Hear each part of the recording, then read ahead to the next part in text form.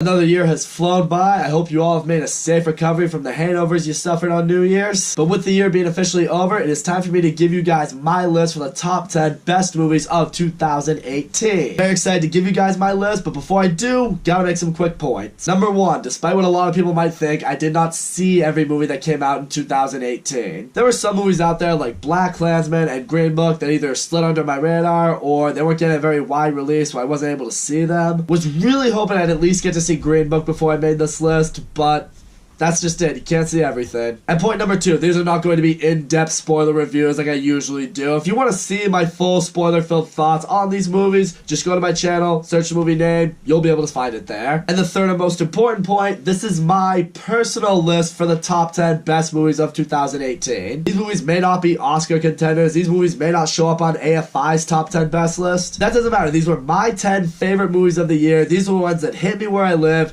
These are the reasons why I love talking about movies on YouTube, which also means that my list is going to be different than your top 10 best list. We're all different people with different opinions, and if there's ever a time where I can be completely biased and subjective, this is that time. Alright, I've said what I need to say. Let's get into the list.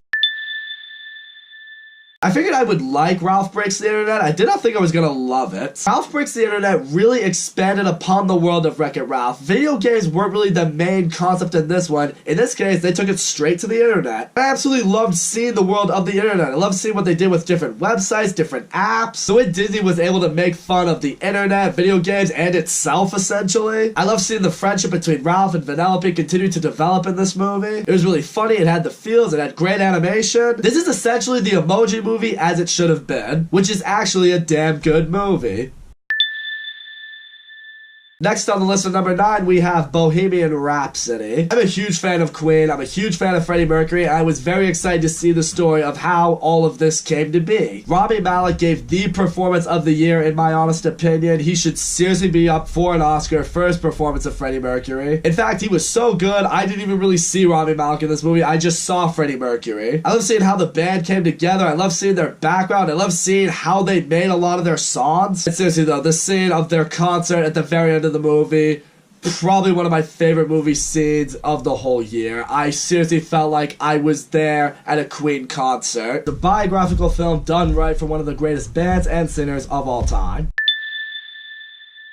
Number 8 was a sequel I was really rooting for, and it did not let me down, and that's Creed 2. Creed 2 was exactly the kind of sequel that Creed deserved. I love seeing Adonis Creed's career as a boxer continue. I love seeing the conflict he has to deal with when Victor Drago, the son of Ivan Drago, challenges him to a fight. The fight scenes and the training scenes, they're intense, they're awesome, they suck you right into the movie. It had great character development. I was actually able to appreciate Sylvester Stallone taking a step back so Michael B. Jordan could be a little bit more in the forefront than he was in Creed. Is Creed 2 as good as Creed? No. But with Creed being, in my opinion, one of the best movies of this decade, chances are it wasn't going to be as good. This was a very worthy sequel to Creed, and I hope they stop it right here and don't milk this franchise. Leave us with this 2-movie story about Adonis Creed that is as good as it can be.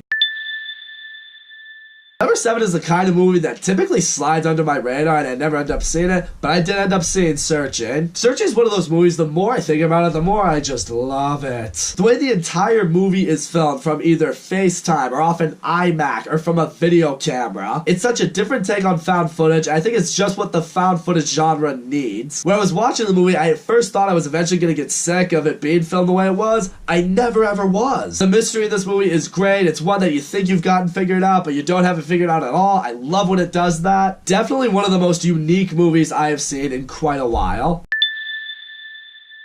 Number 6 was what ended up being one of the most pleasant surprises of the year for me, and that's Spider-Man Into the Spider-Verse. Saw the first trailer of it and I'm just like, I don't know. But oh, this movie proved me wrong entirely. This movie was awesome. This was the first Spider-Man movie that really gave us a look at Miles Morales, and now after seeing who Miles Morales is as Spider-Man, I really want to see more of him. I love seeing the student-teacher relationship that develops between Miles Morales and Peter Parker. I love seeing all these different Spider-Man and then Spider-Gwen all coming together in this universe. SpiderVerse. The movie was hilarious. It had a lot of heart. The animation was awesome. I loved how it was basically filmed to be a comic book come to life. The action was a lot of fun. The soundtrack to this movie was really good. And I don't just mean the song Sunflower. There were a lot of good songs in this movie. But most of all, I think Spider-Man Into the Spider-Verse, being the animated Spider-Man movie that it is, I think it's the only kind of movie that could have pulled off a movie like this. And now it has me that much more excited to see where else they're gonna go with this universe and where else they're gonna take Miles Morales. I'm someone who avoids horror movies at all costs. I just don't like to be scared. However, when everyone was raving over how great a movie A Quiet Place was, I was like, you know what? Maybe exceptions should be made. And I am so happy I ended up seeing this movie because A Quiet Place is probably one of the best horror movies in recent years. I say probably because I don't watch too many of them, but this movie was excellent. Emily Blunt was incredible in this movie. John Krasinski was great at acting and directing this movie. The two kid actors were phenomenal, especially the young girl in this movie. I love seeing the world that these people are essentially trapped in. It's like there are these creatures out there that are gonna kill you if they even hear you. And just seeing the characters do everything they can to be as quiet as possible. The movie is basically in sign language throughout almost all of it. A movie with hardly any dialogue I figured I would hate, but it ended up being amazing. The movie having such little dialogue and being told in sign language, it really brings out more of what the characters are enduring. The movie is scary, it's intense, it had my hair standing up, had me white knuckling it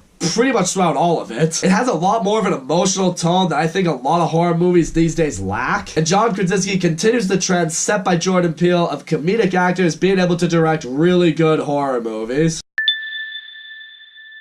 Number 4 is what many consider to be the cultural phenomenon of the century. I can't quite go that far, but there is no denying that Black Panther was fucking awesome. And being the huge Marvel fan that I am, I was excited for Black Panther simply going into it long before any of this buzz came out for it, and surpassed even what I expected for it. The cast of this movie did a phenomenal job. I loved Chadwick Boseman even more in this movie as Black Panther. I loved all the supporting cast around him. Michael B. Jordan was one of the more memorable villains we have had in the MCU. The nation of Wakanda looked beautiful visually. I loved learning about the culture of this country and just seeing the technological marvel that it was as a nation. The action in this movie was so kick-ass. The soundtrack in this movie was phenomenal. I love how it was able to address things like African American culture and social injustice and third world country issues and things like that without being in your face with it. It's a movie a lot of people were really excited for going into it, and I think it surprised everyone who saw it. However, I will say in terms of the MCU movies that came out this year, I did like Avengers Infinity War just a little bit better, which is probably a giveaway for what's next on the list.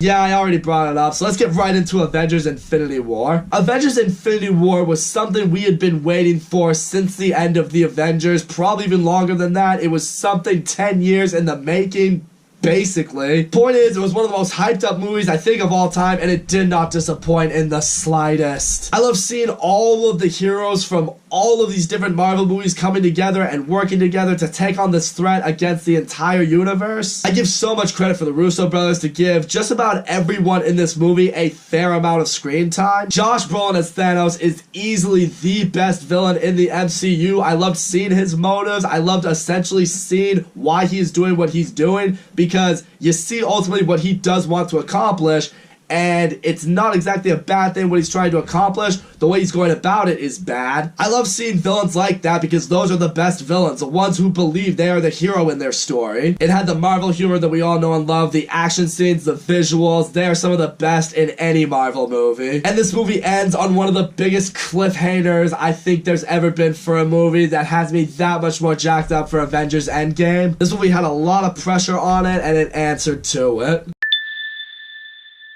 Number 2 on this list is one of those Oscar bait movies that I honestly thought I was going to hate if I ended up seeing it. I decided to give it a chance, and I'm very, very happy I ended up seeing A Star is Born. A Star is Born is part of 2 movie genres that I'm really not a fan of. I'm not a fan of romance movies, and I'm really not a fan of musicals. So I figured I'd find this movie overrated, but no, this movie is fantastic. Bradley Cooper gives the best performance of his career. I think he did an amazing job directing this movie. Lady Gaga was phenomenal in this movie. I think she definitely has a bright future in acting. She will probably be up for an Oscar. I love seeing the chemistry between them. I really did buy the romance that developed between them. Talking about the great soundtracks in this movie, oh yeah, this movie's soundtrack is unbelievable. At least a few of these songs are probably going to be nominated for an Oscar. Hell, this whole movie should in all likelihood be nominated for an Oscar. I love seeing the rise of Lady Gaga's character in this movie, but I love how it does show the evils in Hollywood, essentially what becoming famous can do to you, how it can affect you. This movie is heartwarming, it's heartbreaking, it's incredibly effective. This is a movie that made me cry. Me deserves to be on the list alone for that. And here we are, guys, my number one movie of 2018, what I felt was the best movie of 2018 for me. This is a movie that had me on a ride from start to finish. This is something that has everything I'm looking for in a movie, and it is what I can now say is the best movie in its franchise. Mission Impossible Fallout. I absolutely loved this movie. You would think by the 6th movie in a franchise that they're kind of getting burnt out. It's just a cash grab at this point. No, these Mission Impossible movies have only been getting better. And now we have Fallout, which is amazing. Tom Cruise, say whatever you want about Tom Cruise. He is one of the best action movie stars of all time. The man's over 50, and he is still crushing it. The stunt work in this movie is phenomenal. The practical effects in this movie are just mind-blowing. Henry Cavill was a great antagonist for this movie. He provided the perfect rivalry towards Tom Cruise. I love the story. I love the supporting cast. Everyone and everything worked so well in this movie together. And the action in this movie is some of the best I've ever seen. This is seriously one of the best action movies of this decade. It's the best action movie I have seen since Mad Max Fury Road. This movie was thrilling. It was intense. It was exciting. It had my heart racing, my blood pumping. This movie's a complete adrenaline rush. I saw this movie a couple times in theaters. I loved it more every time I watched it. After I saw Mission Impossible Fallout, every day after I saw it, I kept assessing how much I loved it and what I loved about it. It's a movie I can look at and I can go, hell fucking yes. And it's for all those reasons, Mission Impossible Fallout has got to be my number one movie of 2018. So there it is, you guys. That is my list for the top 10 best movies of 2018. So now it's over to you. Don't forget to leave a comment. Let me know what you thought of my list, whether you agree or disagree with it. But more importantly than that, what were your top 10 favorite movies of 2018? There's no wrong answer here. Whatever movies you loved, feel free to list them below. I would love to see what your thoughts were on this year. And yes, there is a top 10 worst list coming at you guys tomorrow, so be on the lookout for that. Oh, that's going to be fun. And also, don't forget to leave a like and subscribe, and I will see you all next time.